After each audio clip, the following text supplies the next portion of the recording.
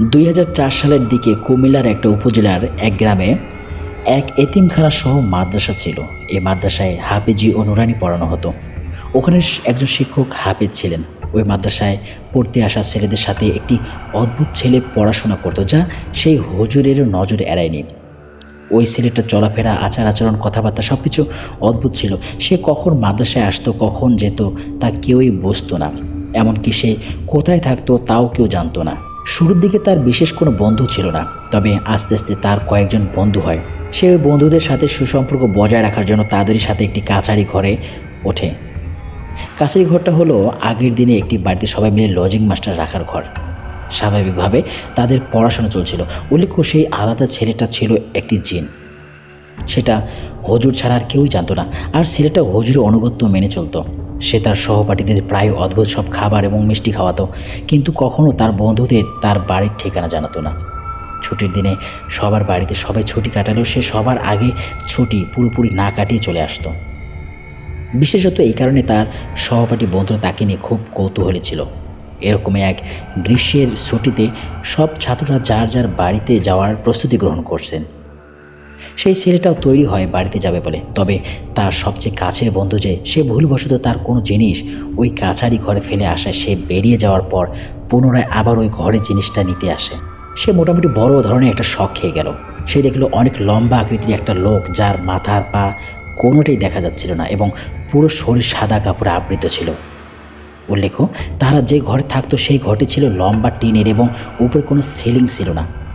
বন্ধু ছেলেটা দেখে সেই জিন ছেলের ঘরে এই মাথা হতে ওই মাথা পর্যন্ত উপরে জ্বলন্ত অবস্থায় শুয়ে শুয়ে বই পড়ছে। এই দৃশ্য দেখে তার বন্ধু জ্ঞান হারিয়ে ফেলেন। তার যখন জ্ঞান ফেরে তখন সে তার বাম পাশে একটি চিরকুট দেখতে পায়। চিরকুটের পাশে কিছু দামি উপহারও পাওয়া যায়। সেই চিরকুটের লেখাটা এমন ছিল: যেহেতু তুমি আমার পরিচয় জেনে গেছো, তাই এখানে থাকা আমার পক্ষে সম্ভব না। তুমি আমার বন্ধু ছিলে, তাই তোমার জন্য আমার কিছু স্মৃতি রেখে গেলাম। ঘটনাটি হুজুরকে জানালে তিনি বলেন, আমি সব জানতাম।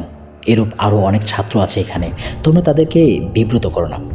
ঠিক তার কিছু মাস পর এক বিকেলে ওই হুজুর অতিরিক্ত গরমের কারণে এতিমখানার বাচ্চাদের মাদ্রাসার বাইরে এক খোলা ধান ক্ষেতের পাশে নিয়ে পড়াচ্ছিলেন।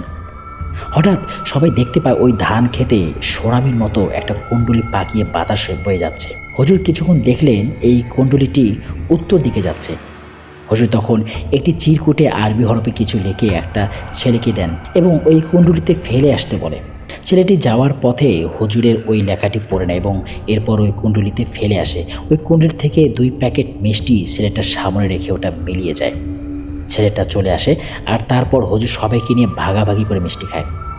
এরকমই অন্য এক সময় গরমের দিনের মধ্যে দুপুরে বাচ্চারা ওই ক্ষেতের পাশে খেলছিল। ঠিক তখনই ওই ক্ষেতে আবারও আগের বারের মতো একটা কুণ্ডলি দেখা যায়। তখন ওই ছেলে সব বাচ্চাদের বলে, এই তোরা মিষ্টি খাবি? আমি তোদেরকে খাওয়াবো, দাঁড়া।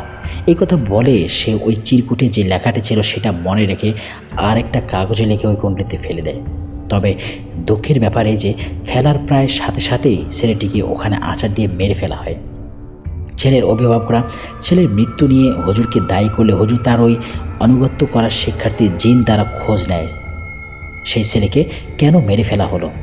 তখন ওই জিন জানায় যে হুজুর যেদিন কুণ্ডলিতে চিরকুট ফেলতে বলেছিল সেদিন জিনদের একদল বিয়ের অনুষ্ঠানে যাচ্ছিল। হুজুর আরবিতে তাদের কাছে মিষ্টি চেয়ে পাঠানোয় তারা মিষ্টি দেয়, কিন্তু যেদিন ছেলেটি ওই কুণ্ডলিতে চিরকুট ফেলেছিল সেদিন তারা একটি লাশ দাপন করতে নিয়ে যাচ্ছিল। অবশ্য ছেলেটি না বুঝে তখন তাদের কাছে মিষ্টি চাওয়া চিরকুটটি নিয়ে যায়, তাই তাকে তারা মেরে ফেলে। এই ঘটনার পর থেকে হুজুর সবাইকে নিষেধ করে দেন কেউ যেন আর এরকম কাজ না করে, এবং হুজুর না থাকলে ওই ক্ষেতের কাছে বা কোথাও এরকম কিছু দেখলে ওটার কাছে যায় না। ঘটনাটি আমার নানার কাছ থেকে শোনা।